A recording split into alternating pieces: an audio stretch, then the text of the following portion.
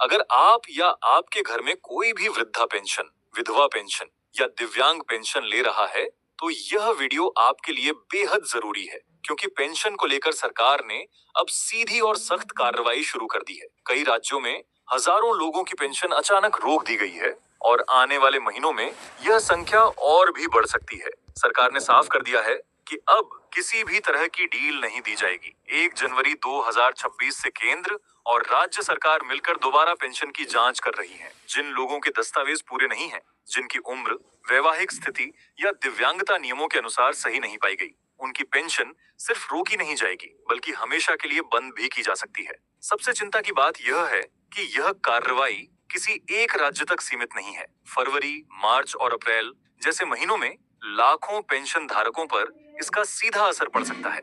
अगर आपने समय रहते जरूरी काम पूरे नहीं किए, तो आपकी पेंशन भी अगली किस्त से पहले ही रुक सकती है, चाहे आप सही हो या गलत। इसलिए इस वीडियो को बिल्कुल भी स्किप मत कीजिए, अंत तक देखिए, क्योंकि आगे हम साफ साफ बताएंगे कि किन 3 तरह के लोगों की पेंशन अब नहीं मिलेगी, किन गलतियों की वजह से लोग जांच में पकड़े जा रहे हैं और आप अपनी पेंशन कैसे बचा सकते हैं। और एक जरूरी सवाल, अभी आपको हर महीने कितनी पेंशन मिल रही है? अभी आपको हर महीने कितनी पेंशन मिल रही है? लोग भी समझ सकें कि किस राज्य में कितना पैसा मिल रहा है। अगर आप चाहते हैं कि ऐसी जरूरी और समय पर मिलने वाली जानकारी आपसे कभी न छूटे, तो चैनल को अभी सब्सक्राइब कर लीजिए। तो चलिए अब शुरू करते हैं। अब सबसे पहले बात करते हैं विधवा पेंशन की, क्योंकि इस श्रेणी में सबसे ज्यादा गड़बड़ियां सामने आ रही हैं। जांच के दौरान सरकार को यह साफ तौर पर पता चला है कि कई महिलाएं विधवा पेंशन शुरू होने के बाद दोबारा शादी कर चुकी हैं, लेकिन इसके बावजूद उन्होंने अपनी पेंशन बंद नहीं करवाई। नियम बिल्कुल साफ है, जैसे ही दूसरी शादी होती है, विधवा पेंशन का अधिकार खत्म हो जाता है। अब ऐसे मामलों में सरकार सिर्फ पेंशन रोकने तक सीमित नहीं रह गई है, बल्कि यह भी देखा जा रहा है कि गलत तरीके से अब तक कितनी राशि ली गई है। कई जगहों पर वसूली और कानूनी कार्रवाई की तैयारी भी चल रही है। इसलिए जिन महिलाओं की दोबारा शादी हो चुकी है, उनके लिए अब यह आखिरी मौका है कि समय रहते अपनी स्थिति स्पष्ट करें, वरना आगे मुश्किल बढ़ सकती है।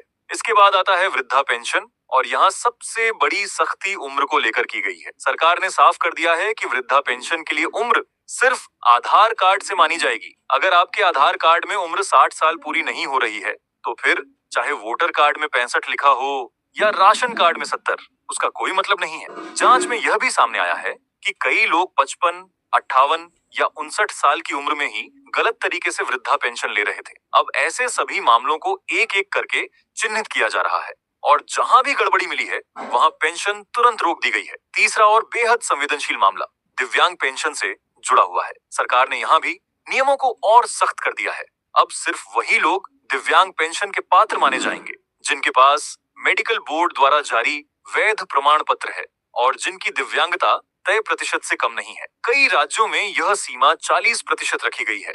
हल्की चोट, अस्थायी बीमारी या गलत तरीके से बनवाए गए सर्टिफिकेट के आधार पर पेंशन लेने वालों को अब चिन्हित किया जा रहा है। यहाँ तक कि कुछ मामलों में नौकरी करते हुए भी दिव्यांग पेंशन लेने की शिकायतें सामने आई हैं। ऐसे मामलों में न सिर्फ पेंशन बंद की जा सकती है, बल्कि आगे की कार्रवाई भी तय मानी जा रही है।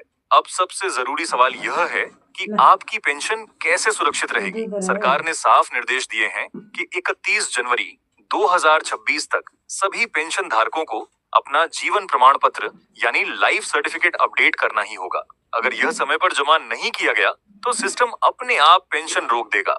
इसके साथ साथ केवाईसी भी अब अनिवार्य कर दी गई है। केवाईसी अधूरी होने का मतलब सीधा है पेंशन बंद। हालांकि इन सख्त नियमों के बीच एक राहत की बात भी है। कई राज्यों में पेंशन की राशि पहले ही बढ़ाई जा चुकी है और 2026 में और बढ़ोतरी की चर्चाएं चल रही हैं।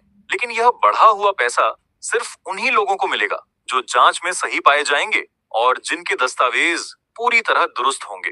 जो नियमों का पालन नहीं करेगा, उसके लिए कोई राहत नहीं होगी। अब दोस्तों, एक और अहम मुद्दे पर ध्यान देना जरूरी है, और वो है पेंशन की राशि। देश के अलग अलग राज्यों में पेंशन की रकम अलग अलग दी जा रही है। कहीं बुजुर्गों और अन्य लाभार्थियों को 1000 रुपए मिल रहा है, कहीं 1100 रुपए, कुछ राज्यों में 1500 रुपए और कुछ जगहों पर 2500 रुपए से लेकर 3000 रुपए तक की पेंशन दी जा रही है। लेकिन सच्चाई यह है कि आज की महंगाई में यह रकम कई जगहों पर नाकाफी साबित हो रही है। दवाइयों का खर्च, राशन, बिजली का बिल और इलाज, इन सबको जोड़ दें तो पेंशन से गुजारा करना आसान नहीं रह गया है। इसी वजह से लगातार यह मांग उठ रही है कि पेंशन की न्यूनतम राशि कम से कम 3,000 रुपए होनी चाहिए। अच्छी बात यह है कि कई राज्यों ने 2025 में पेंशन बढ़ाई है और 2026 में और बढ़ोतरी की उम्मीद भी जताई जा रही है। हालांकि अभी अंतिम फैसला आना बाकी है। लेकिन दोस्तों, बढ़ी हुई पेंशन की उम्मीद तभी पूरी होगी जब आपकी पेंशन चालू रहेगी, और इसके लिए कुछ जरूरी काम समय पर पूरे करना बेहद जरूरी है। सबसे पहला और सबसे अहम काम है आधार कार्ड का बैंक खाते से लिंक होना और डीबीटी का एक्टिव होना। अगर डीबीटी लिंक नहीं है तो सरकार चाहे जितनी भी राशि भेजे, पैसा आपके खाते में नहीं पहुंचेगा। इसके बाद आता है जीवन प्रमाण पत्र यानी लाइफ सर्टिफिकेट। ये समय पर अपडेट नहीं किया गया तो सिस्टम अपने आप पेंशन रोक देता है, फिर चाहे आप पूरी तरह पात्र ही क्यों ना हो। इसके साथ साथ अब ई-केवाईसी भी अनिवार्य कर दी गई है। अगर आपकी पेंशन किसी वजह से अटक गई है या बंद हो गई है तो घबराने की बजाय सबसे पहले नजदीकी CSC सेंटर, प्रज्ञा केंद्र, वसुधा केंद्र या अपने पंचायत और ब्लॉक कार्यालय में संपर्क करें। वहां आपको साफ साफ बताया जाएगा कि आपकी पेंशन किस कारण से रुकी है और कौन सा दस्तावेज अभी अधूरा है। एक बात दोस्तों, बिल्कुल गांठ बांध लीजिए, अगर आपके आधार कार्ड, बैंक खाते और नाम की स्पेलिंग आपस में मैच नहीं करती तो फिर कोई भी मुखिया, सरपंच, नेता या अधिकारी आपकी पेंशन चालू नहीं करवा सकता। अब नियम पूरी तरह सिस्टम से लागू हो रहे हैं और इसमें किसी की सिफारिश काम नहीं आती। इसलिए किसी के झांसे में ना आए और अपने कागज खुद सही करवाएं।